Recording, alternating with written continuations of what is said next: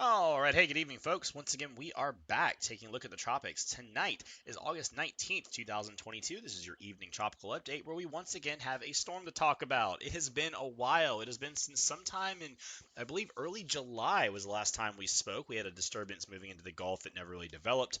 And since then, it has been quiet. The Atlantic hurricane season has been a strange one to say the least. It is a very, very slow start. We have three named storms so far this year, which isn't terribly uncommon for this point in the year. But by this time in the season, we've typically had a hurricane already in the Atlantic Basin, which we haven't yet here. And we also haven't seen much in the way of total energy from these storms. Very low ACE rating so far for the whole basin. Just the combination of strength and time these storms are strong has just been essentially nothing. Bonnie was only a storm of any consequence, and it moved in and out pretty quick into the Eastern Pacific Basin. So it's been a weird start to the season for sure.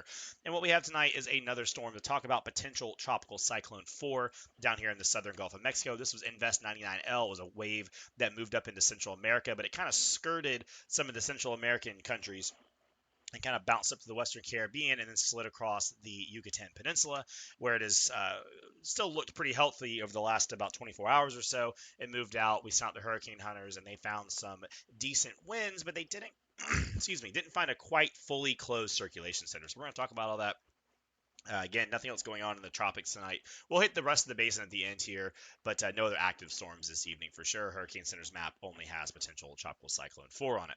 First forecast coming from the National Hurricane Center. We do have tropical storm warnings up from Port Mansfield, Texas, a little south of Corpus Christi, down to the border, basically Brownsville, the Rio Grande River, and then those warnings also encompass some of extreme northeast Mexico right along the coastline. This is forecast by the Hurricane Center to become a tropical storm to get a name. Again, it's only 5 miles an hour off on winds, but it is not fully organized yet, hence that potential tropical cyclone moniker. I've never liked the term. I think it's kind of a silly term, and it's kind of like you make a rule, and then you make a rule to circumvent your own rule where you could just change your rule in the first place, but that's neither here nor there. I think it's a needlessly confusing term, if you will. If you were talking to your friend to explain potential tropical cyclone, you have to sit there and explain it, and then they just look at you like, okay, whatever, dude. Anyway, this is what we're going to call it for right now. But again, this should be Tropical Storm Danielle at some point, at least could be before it makes landfall.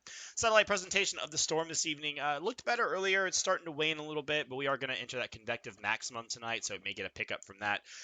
We do see that cirrus outflow in several quadrants, these little frilly clouds on the edge of the storm. They're kind of moving out and away in that clockwise motion, indicated of very strong thunderstorms that are getting up to the top of the atmosphere. Then that those clouds are kind of exhaling out and away from the storm. That is a classic indication of a stronger developing sort of system. But underneath the hood of all this mess, it's not nearly as pretty. Hurricane hunters have flown the storm earlier today. They came in across, up, down, and over. And what you'll see is all these winds are pretty much out of the southeast. So the center of the storm is actually somewhere over here. Quote, the center or the axis of the storm is somewhere over here. Your strongest winds are well away from that center. And this is not quite a closed low. Your winds on the left side of the storm are kind of moving off to the east, and your winds over here out of the southeast, and it's not really where we want it to be at as far as a organized storm. So you kind of have like this sharp wave axis going on. You don't really have a closed low as you would see for a tropical depression or a tropical storm. That's why it's a potential tropical cyclone. So hurricane hunters found that out, but they did find some pretty decent winds. Again, those are winds that are getting close to tropical depression, tropical storm strength. So we're getting close there.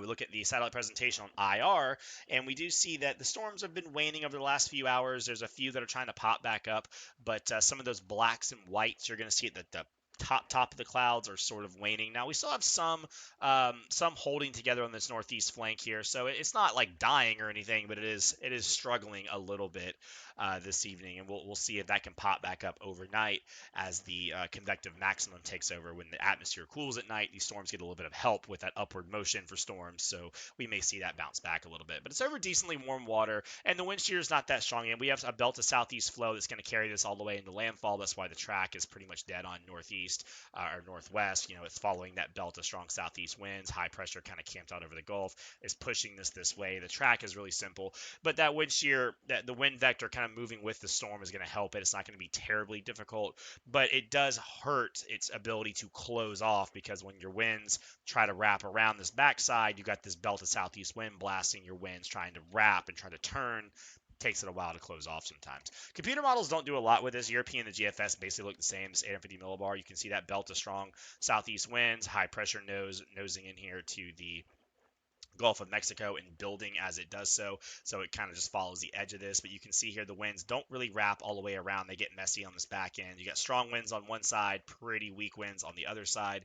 And the European brings this ashore by Saturday afternoon, Saturday evening. You can see here it almost tries to close a little isobar a little bit, but it's mostly a one-sided system. So that heavier weather will be on the east side. That's most of the rain will be on the east side. The European doesn't develop it, and neither does the GFS. Now they weren't very good on this to begin with, so we're not going to take their word for gospel. Hurricane Center does think this can become a tropical storm, and I think that's possible. Um, the water's warm enough, again, wind shear's low enough, etc., etc. But again, what are we really talking about here? We're talking about a rainfall threat and a conditional wind threat. So again, we're looking at the GFS here as we go. We catch back up into Friday and Saturday. So you can see the moisture surge associated with PTC 4 right here in the southern Gulf of Mexico. This moves up and inland on Saturday. Now these runs of the GFS have actually pushed this moisture a little more into Mexico as high pressure kind of wants to build off the coast of, of Texas. And it looks like, only some of this moisture is going to eventually wrap up into this frontal boundary that's draped across Texas. So it's going to depend how much they'll actually get. I think extreme southeast Texas can see some tropical storm force conditions, or at least in gusts, and they will see some heavier rain move ashore.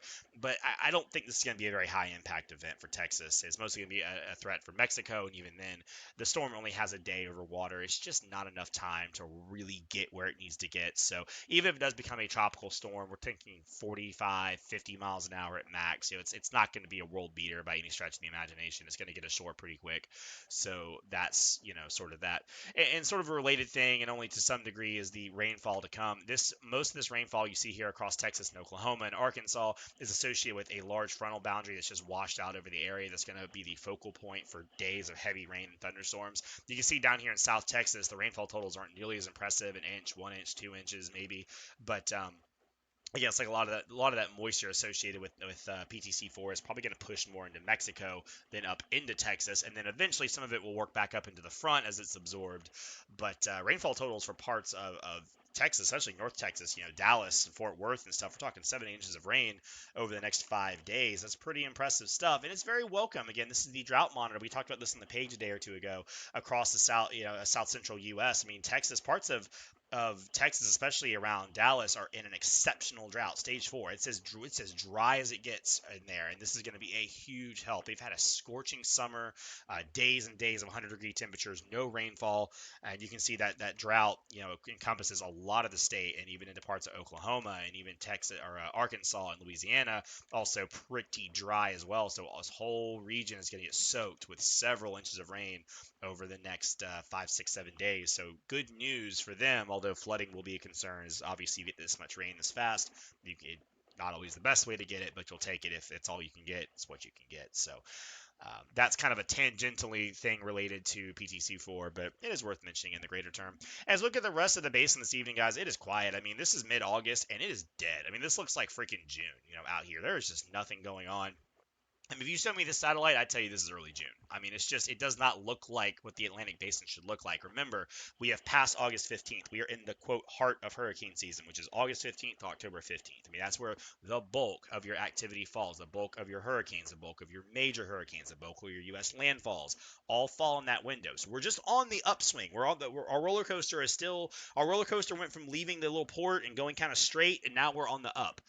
However, the basin really hasn't responded. The main reason has been a wave-breaking pattern and dry air that just continues to hamper it. So this is the basin-wide look here, again, the U.S. over here. Look at all this dry air across the central Atlantic. I mean, it's just a factory of dry air. And what's happened throughout the summer is instead of having one big high-pressure system camping over here, protecting the tropics, letting these waves come off Africa and roll up under it, you've had it constantly be repeatedly smashed with a hammer as these strong lows come down from the north. What these lows do, they come in, they break up the high pressure. Again, see it gets your high pressure is all broken in half here. You got two high cells here. You've got this break between them, and then all this dry air gets forced down into the tropics. So your hurricane waves and your waves off Africa come across, they should be getting a nice moist environment this time of year. Instead, they get wrecked by all this dry air, and they can't survive. And then again, your high pressure tries to rebuild for a few days, and oh look, another wave showed up. We broke the high again. It's in 3 pieces. Oh no! And then more dry air gets shoved down into the tropics, and then look, even into late August, you've got this huge plume of dry air. So as your waves roll off Africa, they just aren't finding a lot of hospitality. Now, that doesn't mean in pockets and times these waves made it find some room to develop, but what it means is the basin looks like it's going to stay hostile for a little while. This is your ensembles for the next 5, 6, or 7 days, and the GFS, even if you go out longer, I mean, we're talking about 240 hours just for S and Gs, I mean, the GFS shows some activity, but I mean, it's just not that much. I mean, it has one wave here, one wave there, but it looks like a lot, but it's really not a lot for the peak of the hurricane season. You would see a lot more focus activity than just the shotgun spread. But the GFS is like, well, there's some waves and they could do something, but we don't really know because it's all messed up. So it's been an odd season. You have to go La Nina. You have plenty of reasons why the Atlantic should be spitting out storms left and right, but it's just not yet. So we're going to see a couple more waves come off Africa this week. We're going to see one or two more pop off. We're going to watch them carefully. But right now, I think the threat going into the second half of August is going to be any of these waves that get across and get into this part of the world. You get into the Western Caribbean, you get into the Gulf of Mexico, you get some storms that can find more hospitality over here because the main development region and the long track storms, it's just not open for business right now. So if you're wondering where all the storms are and you're wondering what's going on with the season, that's the best way I can put it. A lot of wave breaking, a lot of dry air. I mean, look at all this crap. It's crazy. Anyway, that's what I got for you guys this evening. We may talk PTC 4 tomorrow if it comes Danielle. There's not much really more to talk about though. It's going to be kind of a weak tropical storm at best. Move into Mexico. Some associated weather moves into South Texas. Watch out for gusty winds, 45 or so miles an hour. Some heavy rain at times, but this isn't going to do much. And after that, it may be another week or two before we talk again. So we may check in tomorrow. We'll see. But that's what I got for you guys tonight for your tropical update. As always, thanks for watching. Have a good one.